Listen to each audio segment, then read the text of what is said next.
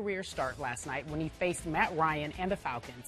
The Falcons picked up their offense actually late in the quarter, but it didn't help. Julio Jones had a career game, but the Packers held on for the win, 43-37. Aaron Rodgers was 24 of 36 for 327 yards and 3 touchdowns. You know, sometimes games are going to be like this. We got to score 43 points and put up 500 yards and pick up our defense, but that's how I have to win. We will. Are ahead of schedule, folks. Look ahead at their schedule and ahead of schedule. So we asked this question: do you believe that they are the best in the NFC? Stephen A. Smith.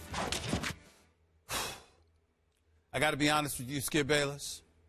Right now, I do not believe them to be the best team. I do believe that they'll be the best team if they play at Lambeau Field.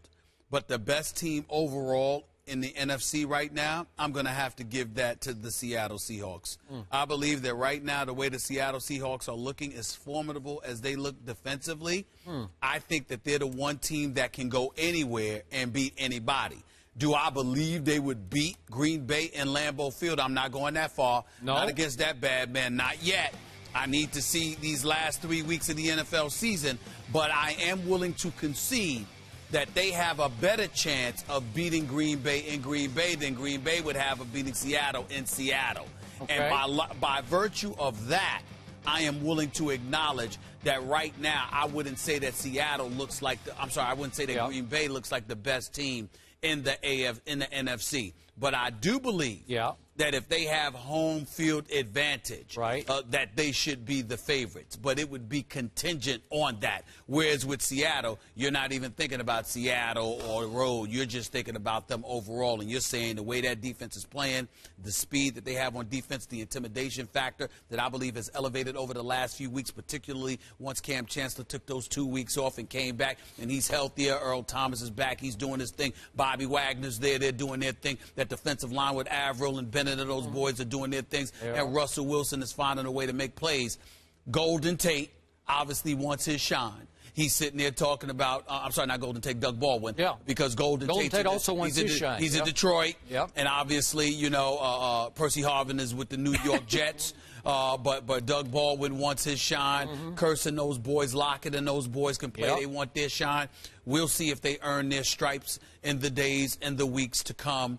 But right now, Green Bay should be the favorite, but I would say to you that I can't definitively say they're the best team in the NFC because Seattle has come on strong. I am shocked by your stance on this because are you suspecting that bad man that is Aaron Rodgers could actually lose at Buffalo or maybe at Tampa Bay or maybe even to Golden Tate's new team, Detroit, back in Lambeau? I'm going to say this one time. I'm going to say it because right now, if you don't start listening to me, I'm going to throw a cup of water on you. I need you to listen and listen good.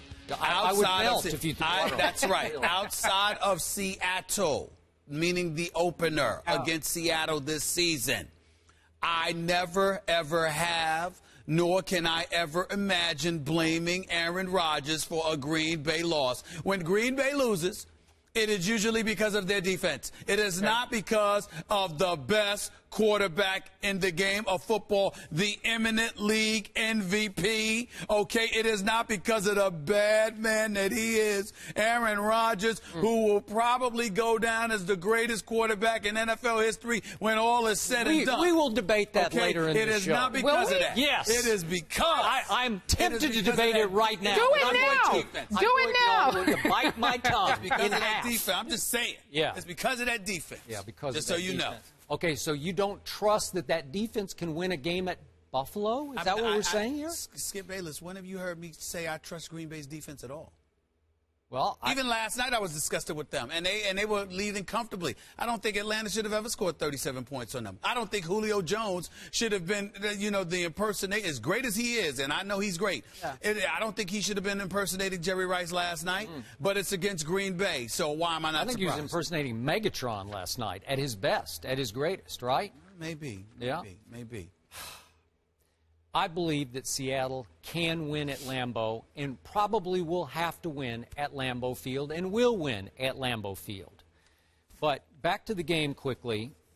You know, the Packers could have been in some serious trouble last night if Julio Jones hadn't fallen hard on his hip with 7 minutes and 19 seconds left in the game, and he was only able to sort of teeter along the sidelines, I was surprised he didn't go back in, but I'm assuming the doctors said no. Either the doctors or Julio said, nope, you can't go back in.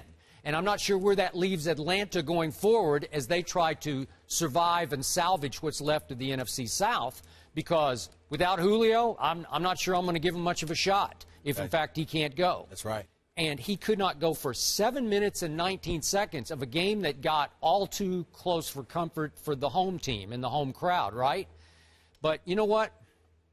I'm going to give your Packers, and I do call him your Packers. It's just your quarterback. It's my quarterback. Yeah. That's right. I'm going to give this. It's my teammate. Quarterback. Yeah, yes. Why don't you cry some crocodile tears? He's my quarterback. He's my teammate. Okay, I'm going to give your defense a break on this one.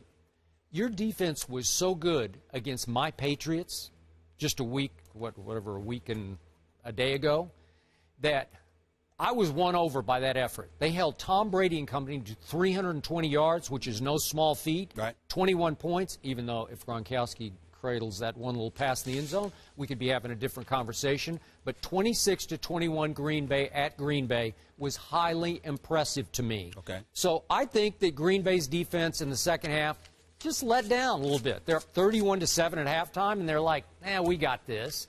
And they probably started having a little too good a time, as your quarterback is often want to do at home. And all of a sudden, Julio turned back into Julio. And the one knock on Dom Capers as a coordinator over the years has been, if one player is on his way to maybe a career night or a huge game, he will not adjust to any one player. He says, we are who we are, we play our schemes, we just keep doing what we do. And last night, they just kept doing what they did. Yeah. There were times it looked to, again, I'm not sure what the coverage was, but it looked like occasionally he had single coverage while he was on his way to his career night. And if he had been able to walk and run the rest of the game, I think Green Bay could have gotten in trouble. But I'm not going to condemn the defense just for that. But going forward, from what you saw of Seattle at Philly against Chip Kelly's high-powered attack that demolished my Cowboys on Thanksgiving Day at Jerry World, I think they could go in and contain Aaron Rodgers and company at Lambeau enough for them to win the game. Well, see, the thing about it is the Seattle Seahawks don't have a high-powered offense. They have a quarterback who's just cerebrally brilliant, number one. He can make some plays. He can make some plays. He's a thinker. He's incredibly smart. He knows what he's doing. But they don't have an explosive offense. They wear you down. They beat you up.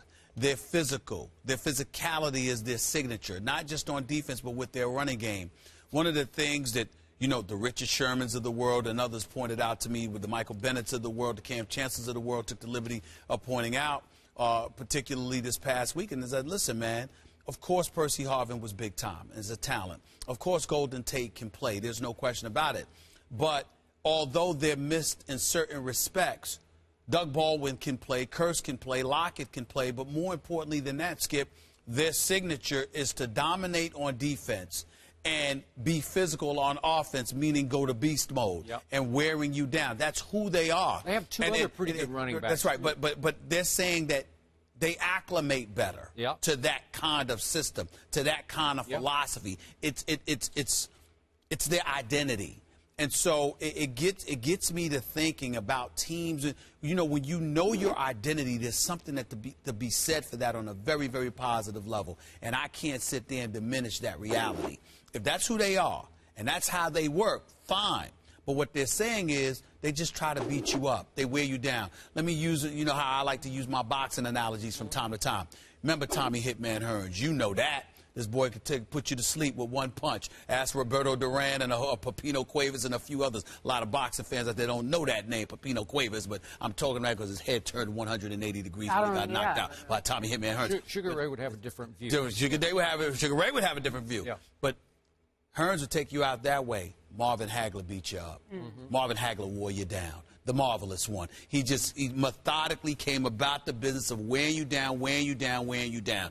You knew there was a difference, but it made the punishment more severe. That's Seattle's mentality. And so for me, I like that. I respect that about them.